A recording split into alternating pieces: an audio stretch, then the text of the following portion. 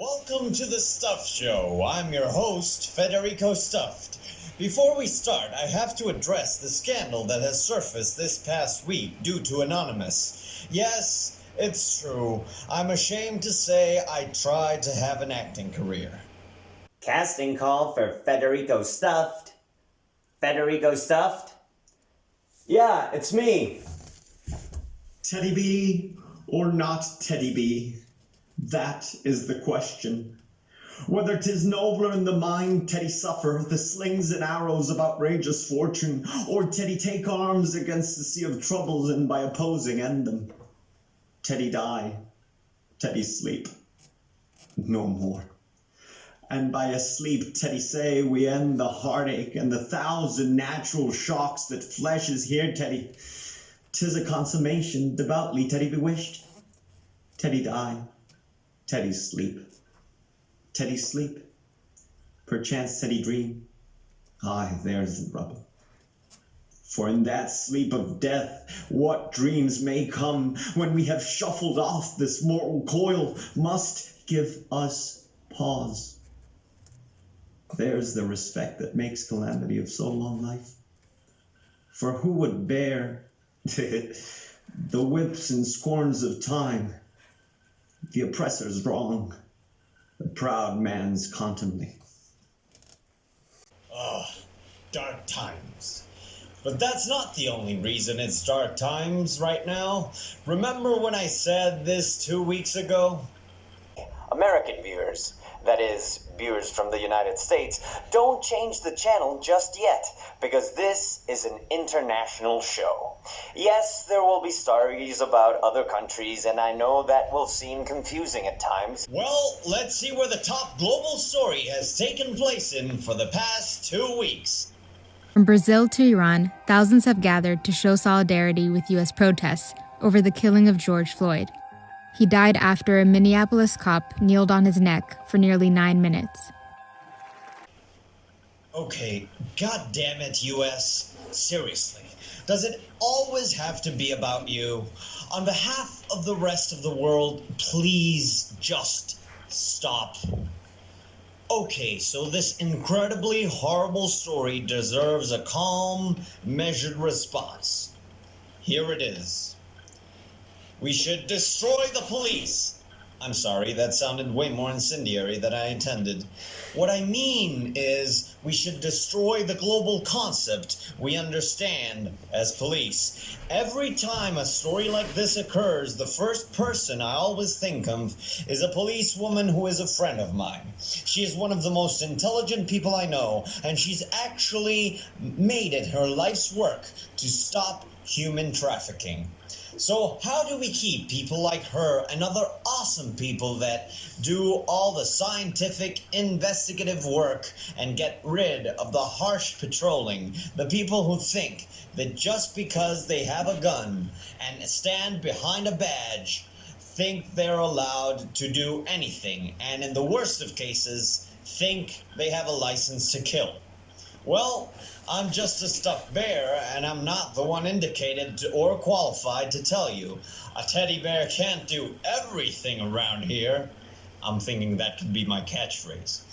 But I will make one suggestion. Community accountability. I believe the policemen and women designated to a certain neighborhood or area should know the people they are actually supposed to protect and serve. I believe that every week there should be a community assembly where the cops have to have a conversation with their community and know each member of the community by name. You know, regard them as human beings. You know. Empathy. And if a member of his neighborhood or area gets in trouble in a different part of town or area, it wouldn't just be a name, a number, or statistic to said policeman or woman. Anyway, this has gotten a bit serious. Let's get back to the jokes. And please, on behalf of the rest of the world, don't make the next 2 weeks about you, America. There's other stuff we want to talk about. Life can be stressful, hectic, even in text form. That's why Even when you're sitting on your ass on the couch in quarantine, it's important to approach things mindfully. That's why we here at the Stuffed Show have put together the kind guide to the use of social media in quarantine times. Hi, I'm the Confused Dog Totem, and today we are going to be hiking the news. Think of the news as hiking a mountain. The top of the mountain looks appealing, but you can't jump to the top of the mountain or get there running up too fast. No. You have to start at the base of the mountain. Actually, you have to start in the town at the bottom of the mountain. Actually, you have to start having breakfast in the town square. So let's start there.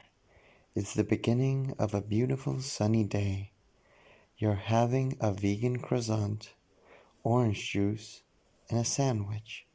Your body is ready. Your clothes are good for hiking, and your backpack has everything you will need.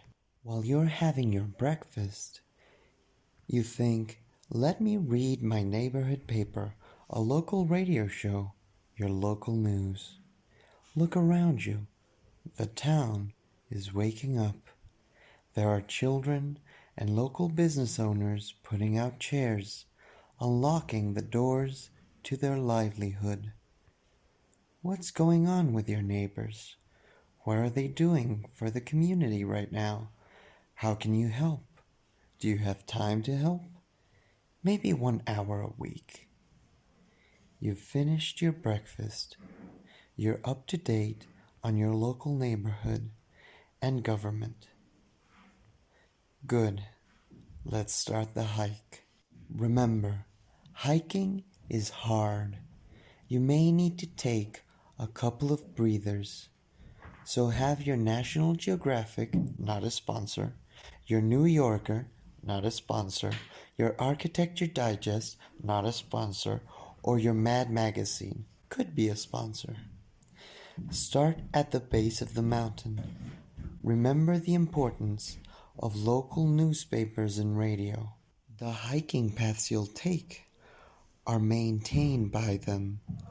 Open your trusted national newspaper. Is it the New York Times?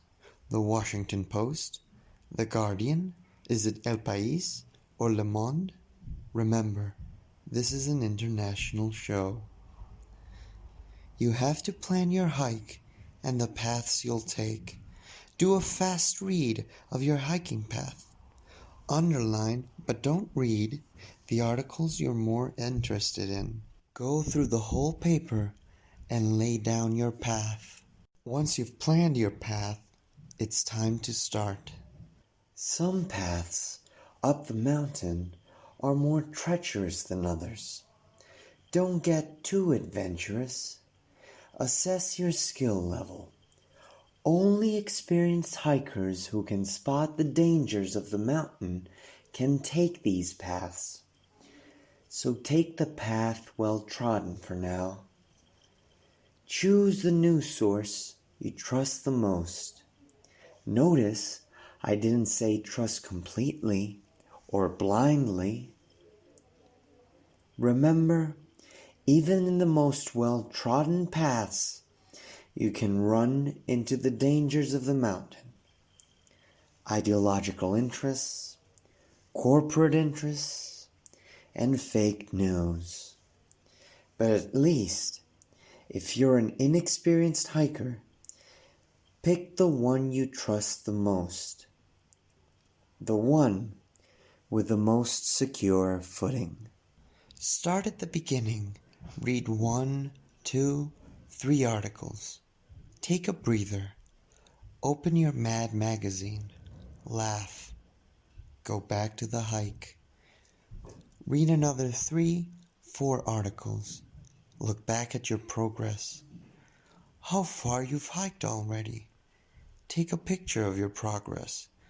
Crop your picture and post Your favorite article you've read so far on Twitter, Facebook, or Instagram with the hashtag #HikingTheNews. Everybody can see each other's hikes.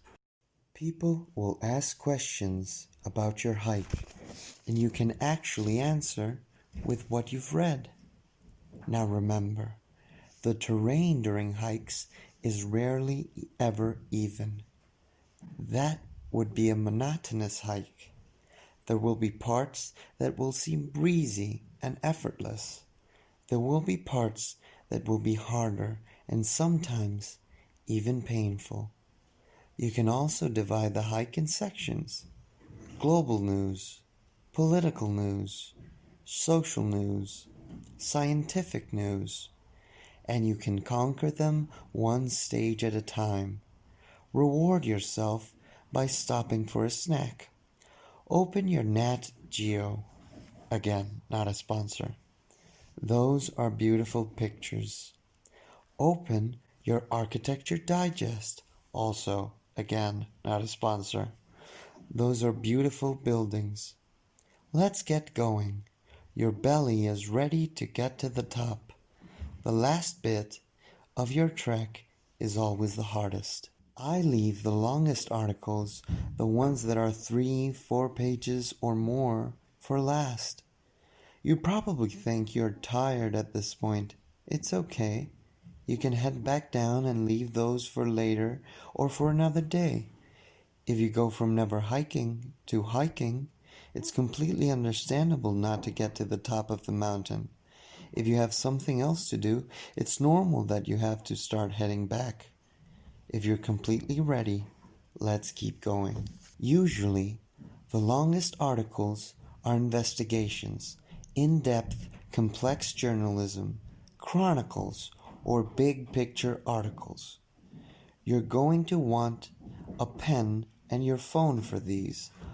Underline passages, make annotations, look up words and concepts, especially if you're reading Le Monde and you don't know French. When you take a picture of your read, underlined and annotated articles, think of it as taking a selfie at the top of the mountain. Look back at all you have read, at all you have conquered. Now it's time to go back down. The way down is way faster and easier than the climb. Sometimes it's tempting to just slide down the mountain without climbing it, and it's quite fun. Watch Last Week Tonight, Seth Meyers, Stephen Colbert, or El Intermedio, not sponsors. Or watch The Stuff Show, obviously a sponsor. When you get back into town, have an ice cream. You've climbed a mountain today. Remember, you don't have to climb a mountain every day. I do it once a week, usually on Sundays. Doing it every day is very tiring. Only trained hikers do it every day. What a relaxing time we've had hiking the news today. I'm thinking that could be my catchphrase. It's time for a closer look.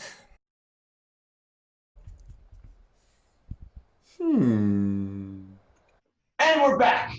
Joining us right now is Jennifer Fire, our correspondent on transgender issues and the transgender community. How are you doing, Jennifer? Hi, all is good. You know, I went shopping today because shops are back to opening and I got this fancy Chanel dress. I should truly show it to you. It's amazing. Okay, Jennifer, can we please get to the issues? Okay, so Jennifer, tell us, how is Pride going to be this year since there's a quarantine? Oh, Pride is gonna be online this year. I mean, for now, most of the countries have announced that it's gonna be online, and that's gonna be super fun, especially that because of the quarantine. Actually, most LGBT people have been doing activities online, like the one we're being part of right now. So Pride is gonna be online. That's awesome, Jennifer. Okay, so Pride isn't the only thing that's online. There's a lot of online videos made by the transgender community, correct? Yes, yes, there are a lot of videos, and I bet that the most awesome of them is gonna be the one where people are wearing Chanel because, as you can see, I love Chanel, and this is not sponsored. Okay, Jennifer. Let me stop you because I think you're going out of your way again to mention Chanel, and we don't want that on this show. Yeah, have you seen their new line? Yes, but please, let's get to the issues. What has the transgender community been up to? So, transgender people have been dressing up. I mean, not all of them are wearing Chanel as I am, but okay, let me get back to the topic. They've been dressing up and getting online and having super cool shows. I decided to show you some of those videos today. Oh, great! That's so fun. Yes. Okay, let's then watch the first video. So what are we watching? Now we're gonna watch a direct Instagram live of one of the transgenders that has been performing using her drag queen character, and it's quite amazing. And a lot of transgender people have been up to now to do this actually because of the closures of bars where they used to perform. Oh my god, I bet this dress is from Chanel. Doesn't she look so gorgeous? That's like Chanel standards.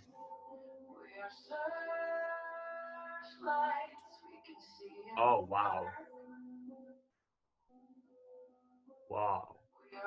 This is awesome. Probably for some people, and by some people I mean trans folks, this is not gonna be as interesting. What about us? What about us, Federico? Okay, so Federico is ignoring me and is just dancing to the music. Sorry, Jennifer, I just love pink.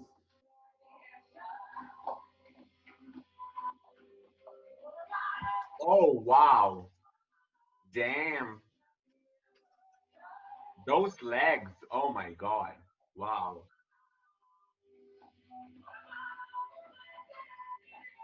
That's so interesting.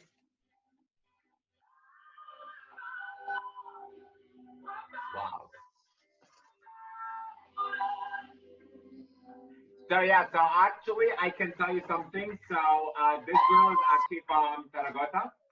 And that bar is actually the bar where she used to perform in Madrid. They have super cool drag queen shows, but because we have this quarantine, unfortunately the bar has been closed, and because transgenders wanna keep like working, moving on, and like just changing their projects according to what's going on in the world and so on, they just decided to entertain people online instead of doing it at the venue, which is something I find quite interesting. I mean, that live video was from a Friday night, and that girl was basically having some shows on Friday nights other friends of mine have. So instead of friends going out to some bar or club and just having drinks together, they just can stay home and watch this together and just interact online. And that's the kind of Friday hangout basically all my transgender friends and I have been having since quarantine started. Wow! That was amazing, Jennifer. See, yeah, that's amazing. Like, seriously, this is Chanel catwalk standards of music.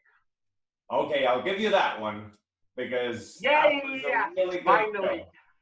Seriously, Federico, I realized that you only wear that tie since you started your show. And actually, I think you need some kind of makeover. Now you're making me feel self-conscious about my tie. That's not funny, Jennifer. Okay, whatever. Okay, so what else do you have for us?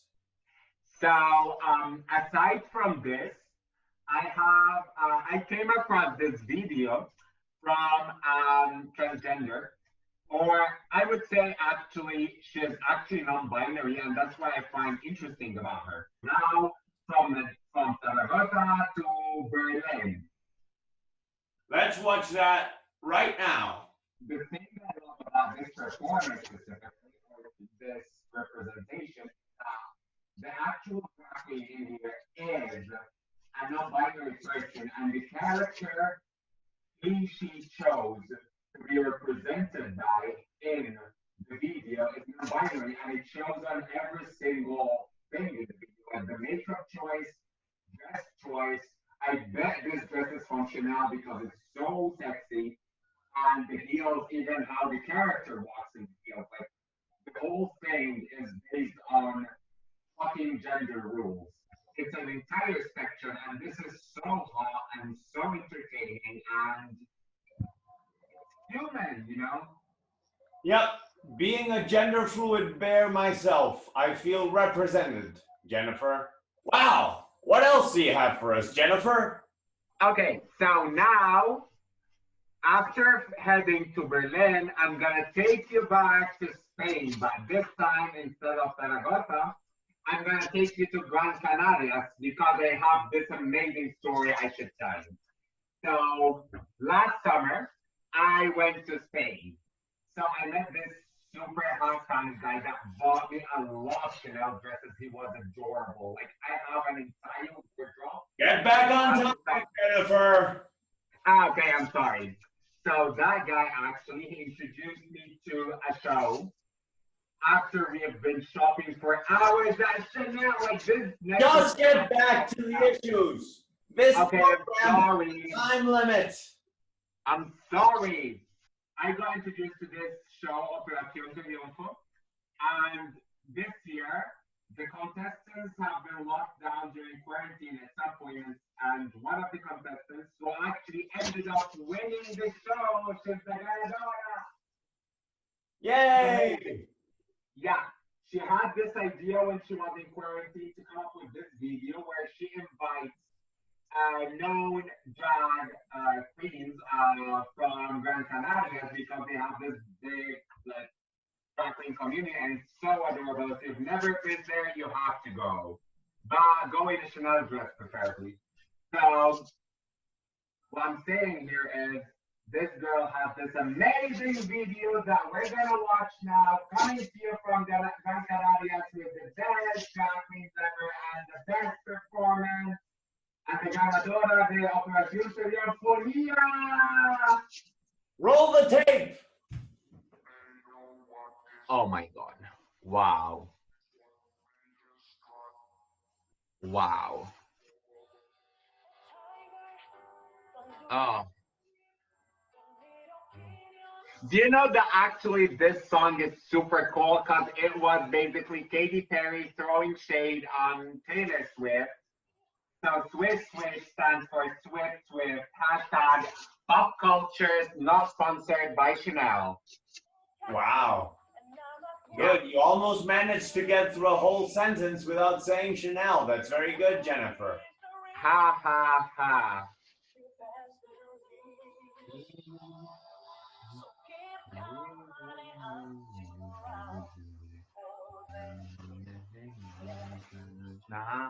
Swish, swish, swish.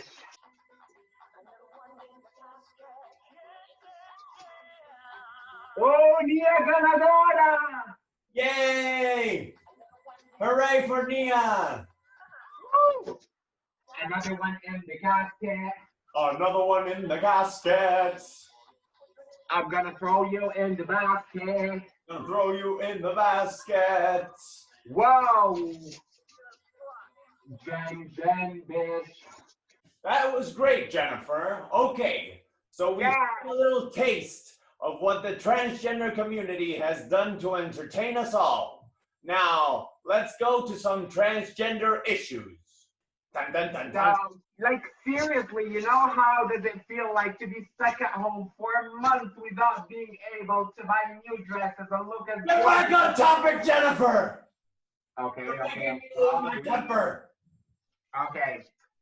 So the next thing I'm going to talk about, since we're discussing transgender issues, which is the first issue I actually personally got offended by, is a tweet by one of the authors I really used to love, but now we share nothing but the first letter of our names. And that's such a disgrace. So I'm talking about J.K. Rowling, have you not guessed it yet? Because she posted this tweet this week where she basically confused sex for gender. Analyze the tweet. Here's the tweet in question. Tell us what's wrong with it, Jennifer. There is a lot wrong with this. So, since you're getting me started, I have a lot of issues with it. First of all, the argument she's basically resting upon here is that if sex isn't real, then this validates women's problems and this invalidates the existence of same-sex attraction. However, the big misconception she's doing here, which is actually something we do suffer from within the LGBT community as well, and not just amongst everyone, is that the problem that people tend to confuse gender with sex. Someone is a transgender woman, she's basically a fucking woman. So if she's attracted to a guy, that makes her straight. If she's attracted to a girl, and so on and so forth. And we have the entire spectrum. So the problem is here, she's having this misconception, which is resulting in getting to a bunch of mistaken conclusions. Because the existence of female problems is an outcome of the masculinity we live under, and which is harmfully affecting all women, transgender women included. And that is a gender issue and not a sexual orientation issue. However, on the other hand, saying that same-sex attraction wouldn't exist having invalidated sex, I'm sorry, honey, but same-sex attraction is based on one's sexual orientation, which again has nothing to do with your gender identity. Since I have been mentioning a lot, like I've been talking a lot about different genders and so on, this brings us actually to the point I raised. That's another misconception people fall for, because some people tend to not really understand what a gender fluid person is or who they are. And unfortunately, what happens is rather than understanding that it depends on the person, because you have an entire spectrum where someone could be 100% a female at some point, or 100% man, or 65-35. Like, it's a fucking match. It could be wherever, 1% and 99. You know, this pisses me off really when I have a gender fluid friend and someone just assumes from what they're wearing or whatever that, oh, so today you're a man, today you're no, today I'm gender fluid, every day I'm gender fluid because I identify as fucking gender fluid. So, if you're near J.K. Rowling and she has her phone in her hand, please shout at her, Expelliarmus! Aside from transgender problems, since I shed a light on transgender women facing the same problem as women, also Black transgenders face the same problem as Black people, especially with Black Lives Matter like surfacing lately. The problem with Black trans people is that you're facing stigma on both sides. On the one hand, you're typically stereotyped as a Black person who's just, oh, you're Black, you're on drugs, blah, blah, blah, and you are just offending the law, breaking all laws, blah, blah, blah, and all that wrong stereotype that I stand against. And on the other hand, you face another stereotype, which is the stereotype for being a transgender. So just people get scared of you, you're the weirdo or whatever, and like every single problem you face. You feel invalidated, you find families wording their kicks from you, and that's another misconception because LGBT guys has nothing to do with pedophilia. That's something you need to check a fucking good psychologist for, please. So let's watch some video of a Black Trans Lives Matter protest. Yes, please.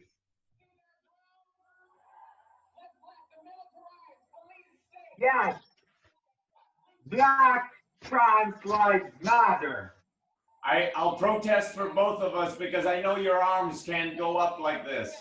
Yes, I'm trying to do it, but I can jump.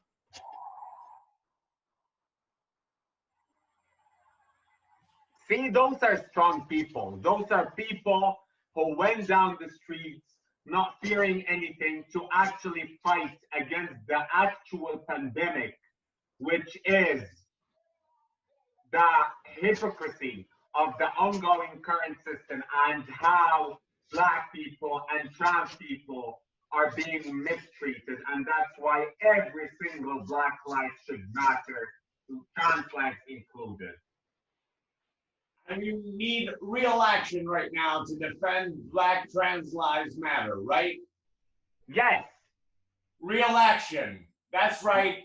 Real, not magic, J.K. Rowling. Okay, Jennifer, that was a very exciting report about trans issues and the transgender community. And so I'm going to reward you with something I know you've been dying to have. A Chanel dress. No, not a Chanel dress. This show doesn't have that much money. But A Chanel shoes. Give you a minute and a half to talk about whatever personal issues you want to talk about. Are you ready? Oh, so nothing from Chanel? Nope. Okay. 90 seconds on the clock. Start in 3, 2, 1. Now. So, hey everyone, I'm Jennifer Fire. My dead name is Richard George. And as you can tell, I'm biologically a Charmander. But the thing is, I've always felt like a Charmeleon since I was a kid.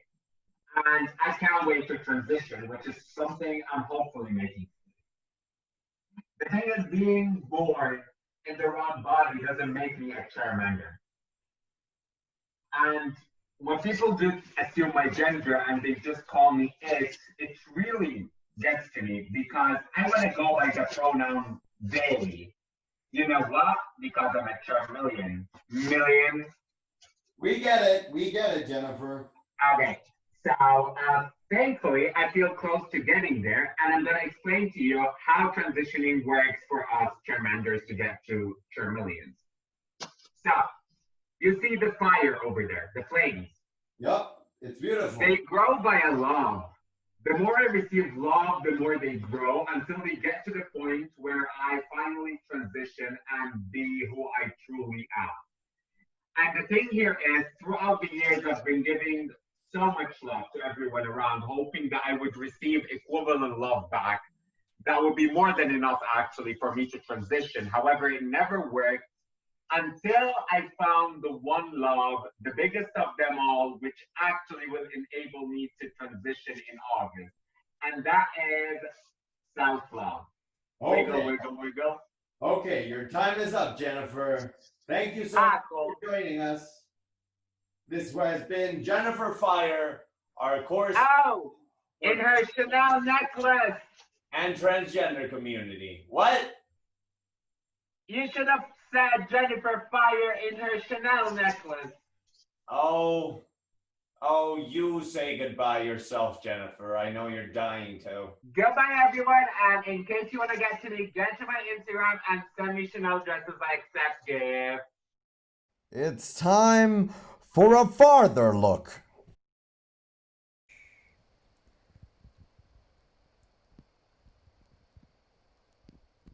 Hi.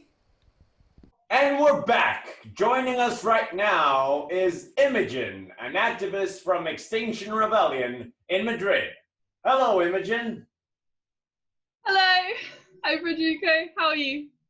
Hi. Welcome to the show.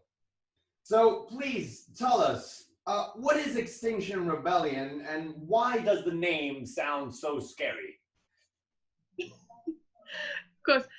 So Extinction Rebellion is a movement of climate activists, and what we're trying to do is use art and kind of activism, action, non-violent direct action to engage people a little bit more in the climate crisis that we're currently living in. And the name, it sounds really scary, but it's because we're currently heading towards extinction and we're rebelling against that. So it's kind of where our name comes from, and it's actually really not scary when you're inside. And where did it start? Where did Extinction Rebellion start? You know? So Extinction Rebellion started in England with a group of activists. Well, it was a group of scientists who had been doing loads of activism and climate activism and knew all the data, and they didn't know what to do because they were seeing that old methods of activism just weren't working, and that other movements like Greenpeace had been going for years and years and years, and people just weren't listening to them. And so what they decided to do was to create a new movement.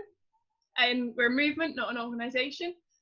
And it's just a bunch of people who have 3 demands and 10 principles, and they're kind of our ideals. And they decided, it started in England, which is why it's kind of biggest over there. And they decided that's what they want to do, and that's how they want to make kind of change a little bit activism. So being a movement and not an organization, how is it structured? Because it's an international movement, correct? Yes.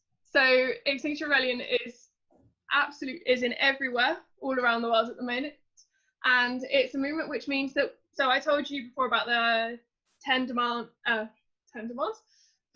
and 10 principles. So basically, what we have with those is any person who follows those 3 demands and 10 principles is doing an action for Extinction Rebellion and is acting as part of the movement. I'll say the 3 demands because they're quite important, which is tell the truth. So that's the governments tell the truth about the climate crisis. Our second demand is that they, on hearing this truth and telling it, act now to try and reduce carbon emissions to net zero by 2025. And our third demand is that there are citizens' assemblies, which is a really cool way of kind of bringing the issues which are quite controversial and really difficult. And politicians a lot of the time only want to put in short-term policies. So citizens' assemblies kind of take the decision power away from them and put it in the hands of the people. And our movement, but the movement itself is decentralized. Huh. Does that create any problems at all being decentralized, having actions that claim to be extinction and not be Extinction Rebellion?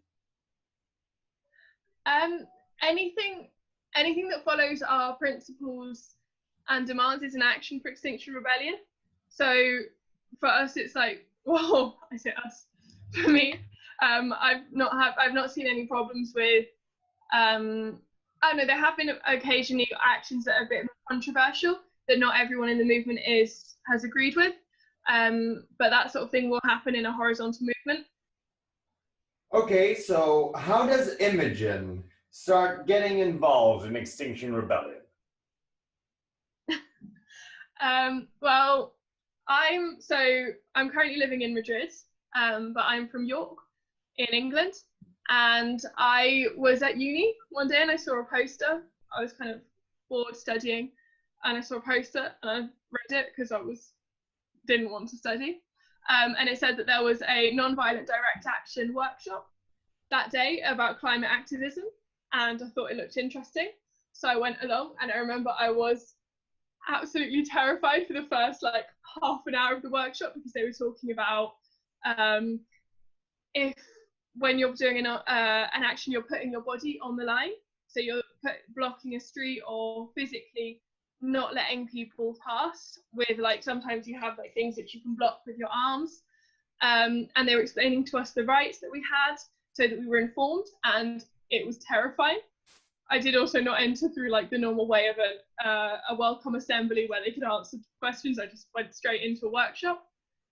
And then as they were speaking, they explained the 10 principles and 3 demands, and sort of relaxed a lot more, because once you're actually inside it, they do have to explain the legal aspect of it, and that is a scary aspect of it. But once you the main thing is knowing that kind of aspect. So for me, once I got through that initial step of getting there, it was totally fine and totally welcoming.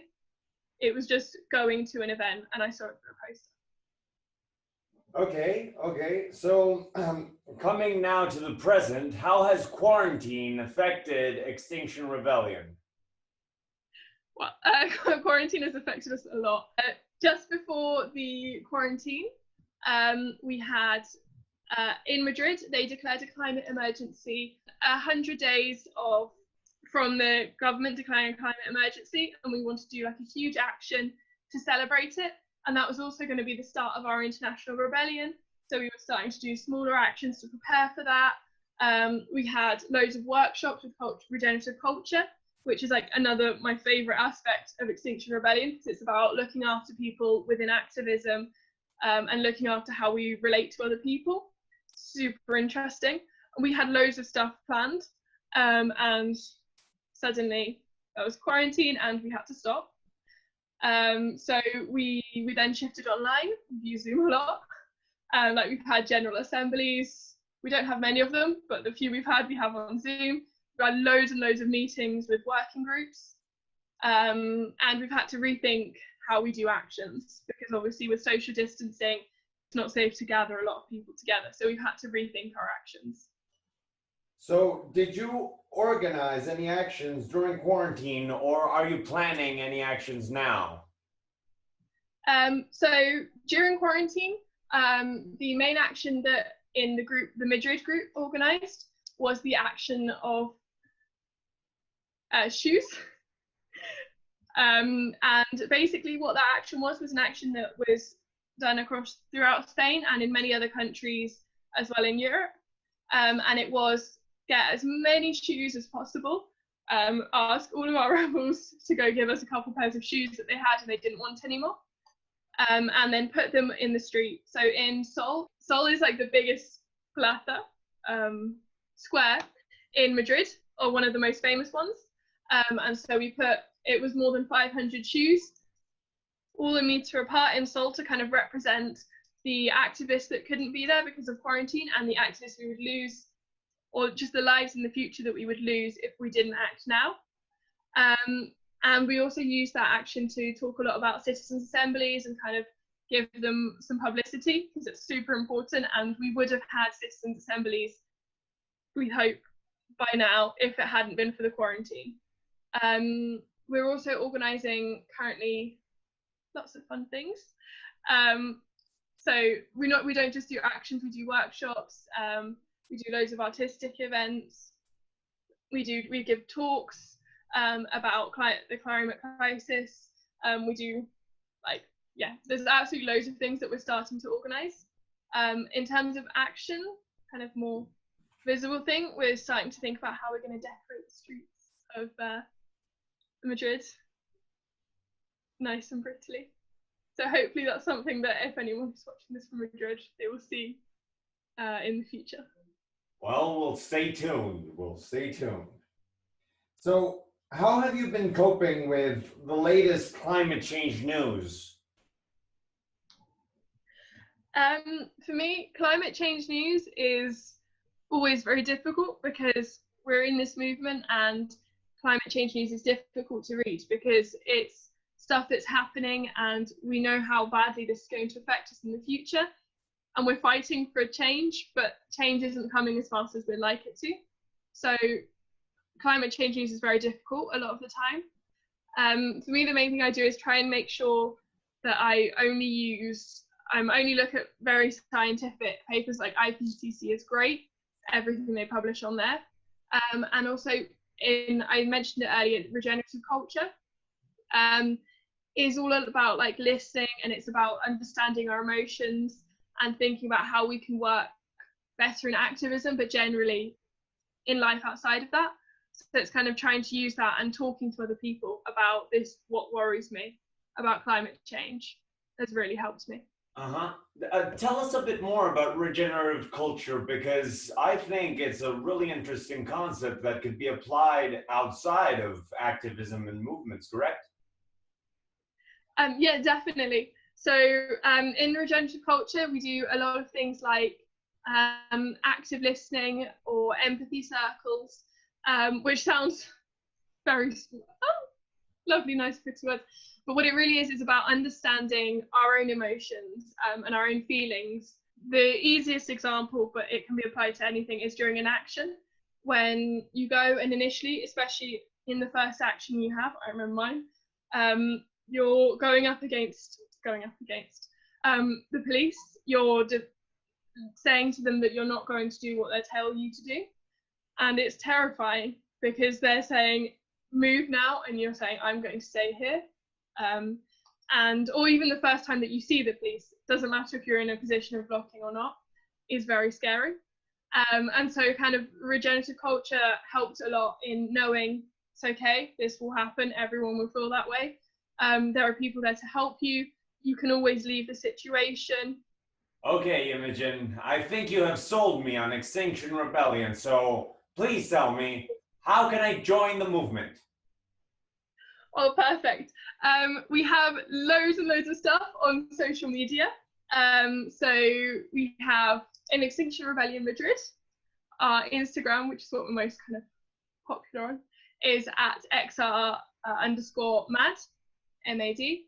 And we have things like welcome assemblies, or it's like come meet Extinction Rebellion. It's really chill. This is like one of my favorite groups, working groups, because we change it up all the time. And in Madrid, what we're looking at doing is in the next few weeks, pretty sure not next weekend, but the week after, having like a welcome picnic. So anyone who's interested can come along, say hi. We'll tell them a bit about the movement. We'll have some food there. People who are already part of the movement, there'll be them there to kind of talk and explain what's going on. And yet the main thing is we have loads of on social media. Just type in Extinction Rebellion and everything will come up. Will there be honey at the picnic? Oof. Honey, I'm not sure. Probably. If you promise to come. I will. I promise, Imogen. I'll see what I can do. You can also bring your own food to the picnic. Okay, so it is Pride Month, and there's an incredible resurgence of the Black Lives Matter movement. Are you planning any intersectional fights? How could you elevate diverse voices within Extinction Rebellion? So that's a really good question, and it's something that we are currently looking into as what we can do to kind of show our support for this. The main thing in Extinction Rebellion is that we accept everyone and every part of everyone. And so for us, it's really important that, especially if another group or another movement asks us for help, that we're there to support them fully and to think in ways that we can make. So for instance, in reaching out to people as a movement who are in various diverse groups, because Extinction Rebellion has received criticism for being a largely, let's say, white middle class group, and quite young. And so one of the things that we do is kind of try and talk to more people who hold talks and workshops in loads and loads of different places to try and reach out to other groups and trying to expand and make our movement a more intersectional movement. Because for us, it's one of the ideals of Extinction Rebellion's climate justice. And we often say that kind of you can't achieve climate justice without social justice. That sounds amazing. Okay, so what do you like the most about Extinction Rebellion? Well, I think aside from, well, I've talked to you guys a little bit about regenerative culture. So kind of aside from that, I think for me, it's the community that you have. So when you become more involved, it really is a group of people who look after you, who are genuinely, how are you today? And don't just expect, I'm fine. It's like, oh yeah, this happened. And it's like a group of people who genuinely want to help you, want to listen to you. And then it's got the really cool side of it's a group of people who care about the climate and who want to show that they care about the climate, who don't want to just sit there and say, it matters to me, but I'm not going to do anything. It matters to me. What can we do? And so there's a lot of movement is a group of people in Extinction Rebellion. And that's one of the things that I just love about it. Okay, so final question. What can we expect from Extinction Rebellion, and specifically Extinction Rebellion Madrid, in the near, middle, and far future? Well, in the near future, we're starting to organise some work. We're starting to do workshops. Like we've currently got a regenerative culture workshop, which is very cool at the minute, going on about conflicts and kind of different ways to deal with them. We have, which is online. We have like the picnic that I was talking to you about. We're starting to give organised talks in different places around Madrid. I told you a little bit about Paint the Streets as well, so kind of decorating the city a little bit. We also have, well, obviously always planning actions, so that's kind of there, although I can't at the moment tell you much more about that because it's kind of a bit not quite concrete at the moment what we're doing, but there are actions being planned. As we kind of de-escalate and go through the quarantine, we're going to be able to do more stuff in person, because at the minute we're only able to do most things by Zoom, which is obviously great, but a little bit more difficult. And then, as far as I'm aware, quarantine or coronavirus permitting, we have the October Rebellion, which we have a lot of, where everyone is kind of very much wanting to have a nice long rebellion. Because we haven't been able to have one this spring, and we like to do one every 6 months. So all guns ahead, hopefully, for an amazing October Rebellion is what we're working towards now. That sounds great. Okay, before we go, Imogen, I do have to ask a personal question because you're from the UK. And I have to ask you, do you know personally, or do you know anyone who knows Paddington Bear?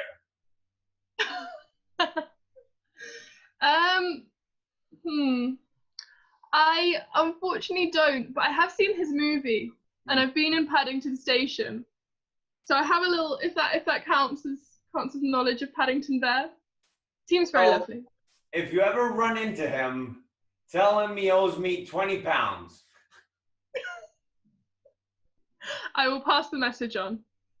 Okay. Don't you?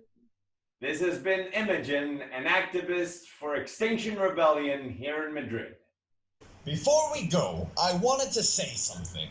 I think this quarantine is giving us lessons that all of humanity needed to learn. I talked 2 weeks ago about how nothing has ever made us into more of a global community.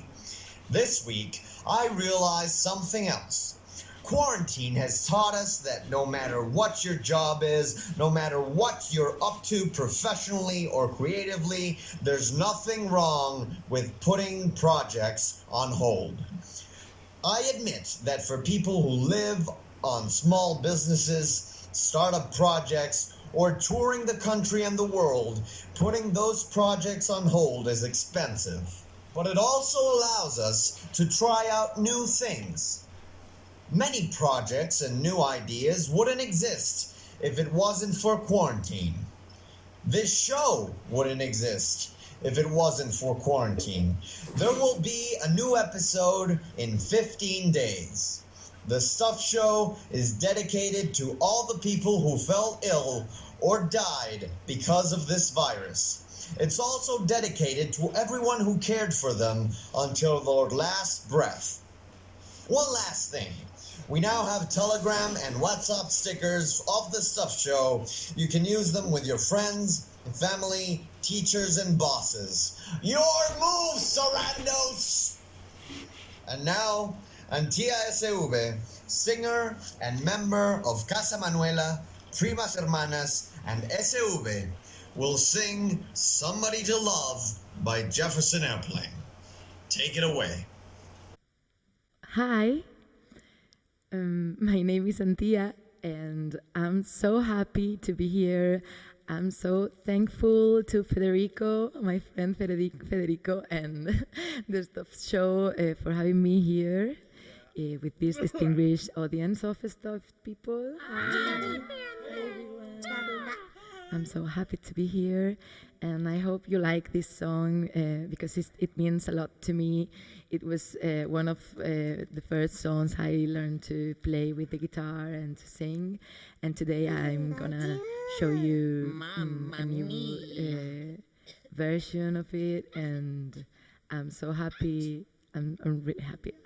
It's the only thing I can say now. So I hope you can find somebody to love.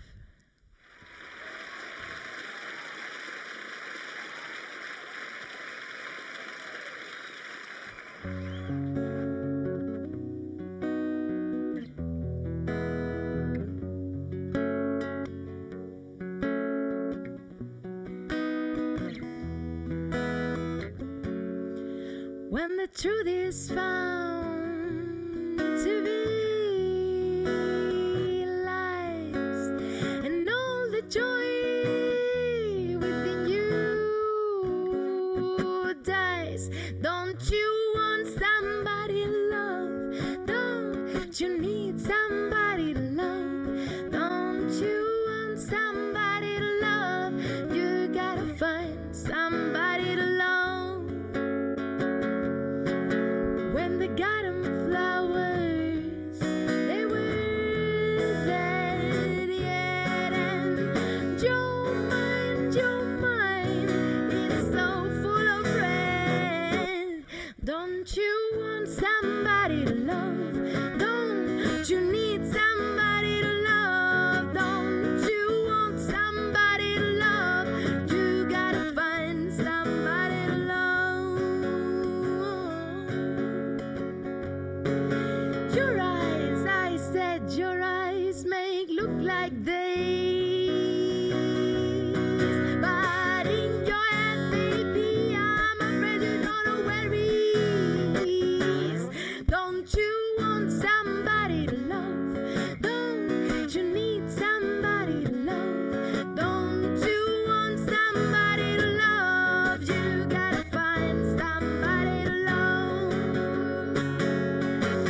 And tears are running all around your breast, and in vain, baby, they treat you like a guest. Don't you want somebody to love? Don't you need somebody to love?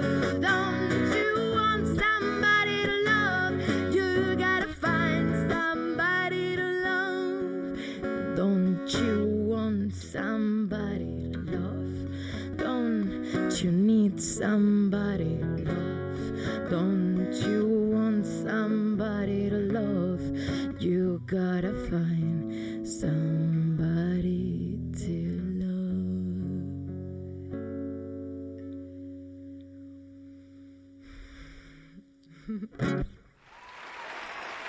Thank you. Thank you very much. Thank you. It's a pleasure.